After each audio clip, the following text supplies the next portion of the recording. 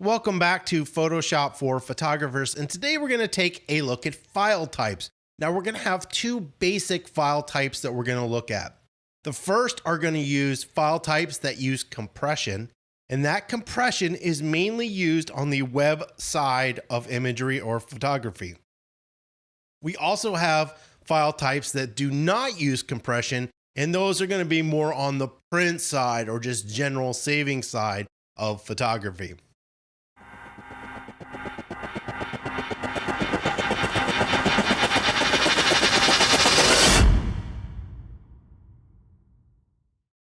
The first thing we're going to take a look at is the non-compression file types, and those are mainly used for print and just basic savings.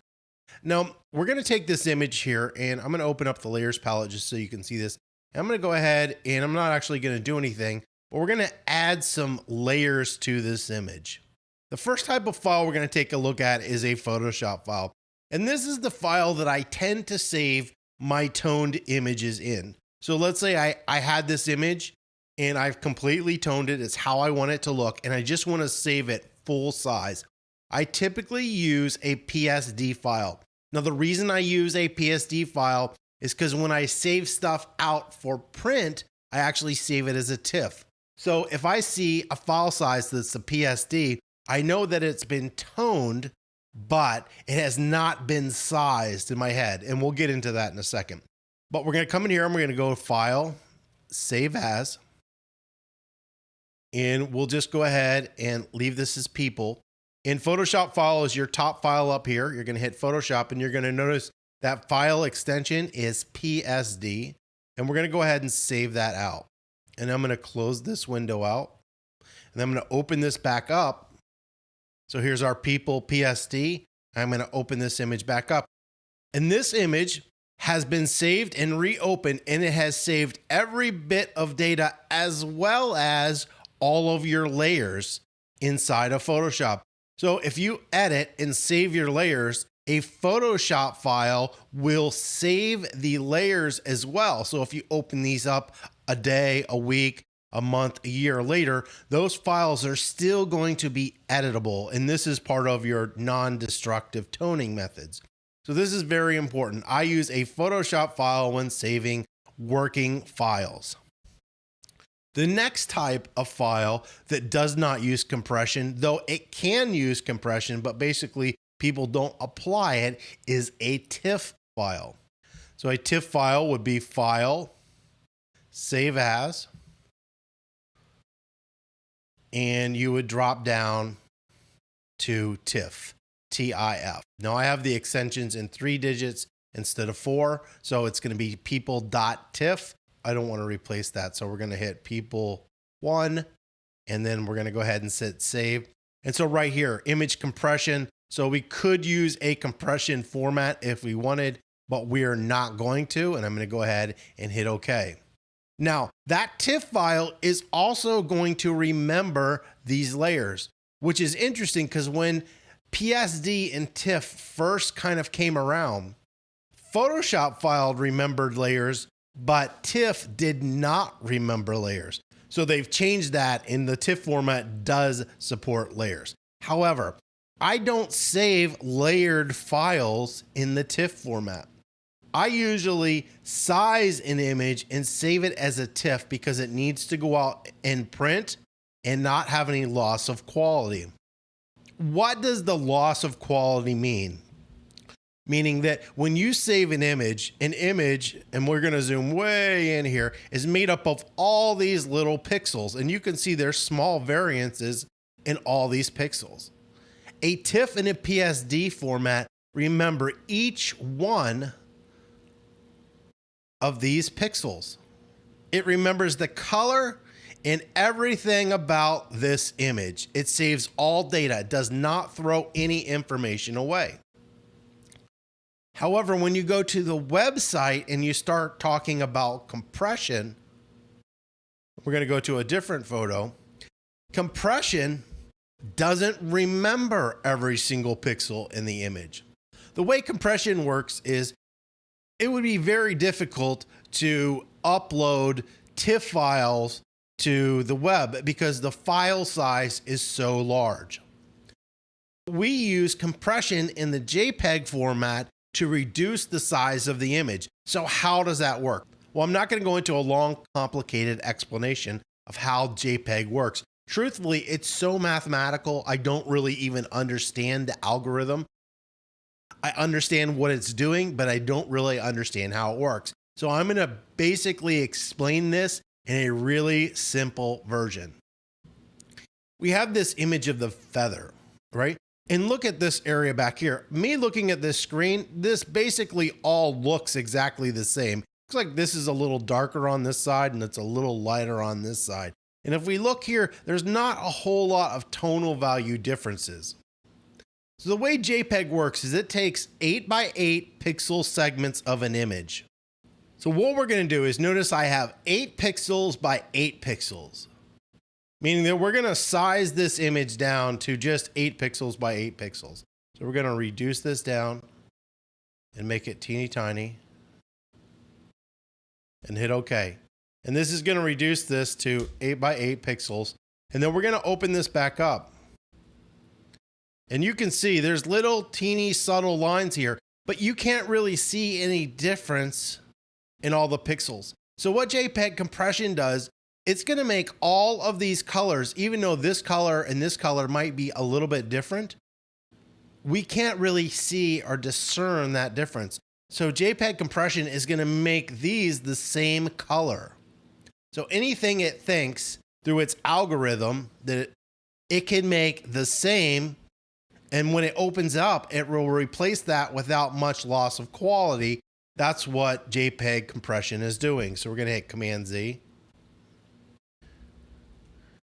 And we're going to come over here and we'll try to do the same thing in a little area like this. So once again, notice here, so JPEG compression is not going to compress this area as much because there's more variance in color, but it's going to go to areas where those values are all the same. And just remember maybe 1 pixel out of the 8 by 8 grid and assign them all the same colors. By throwing those areas that are all the same and only remember a certain part of it, it's able to throw some of that data away. And then where you have lots of detail, it's going to remember that data. In this image over here where we have these people, there's a whole lot more color data and a whole lot more going on in this image. So what you'll notice is right now opened up, I have sized this image in the feather. So they are exactly the same. So they are 6.18 megabytes and 6.18 megabytes. Why? Because there's the exact same amount of information in this image. But when I save these as a JPEG, what you're going to see is this file is much smaller than the people file. Well, why? Because this has more like areas and this has a whole lot more color and luminance variation in the image. So we have these 4 file types. The first time I saved this, I saved it as a TIFF file. So you'll notice both files are 6.5 megabytes. However, when I save the people file as the same type of JPEG with the same amount of compression, it's 1.6 megabytes. But when I do the feather, which has more like information, it's actually able to compress down to 9.14 kilobytes. That's almost half the size of this file, even though everything in them is the same except for information that's more alike in this image versus this image. So that's really how compression is working. It's able to throw away some like data and reduce file size. And then when it opens back up, it runs through the same process and it reapplies it. Now, where in an area where there might be subtle variances that you will still retain those subtle variances in a TIFF, what you'll see is a lot of the areas in the JPEG are exactly the same color. So you do lose a little bit about it. And with JPEG, so come in here right here, we're going to go to Save As. And I will switch this to JPEG and hit Save. And notice we can adjust the amount of compression. The smaller the number, the more compression that we have, meaning the more data that's getting thrown out. The higher the number, the better the file size is going to be.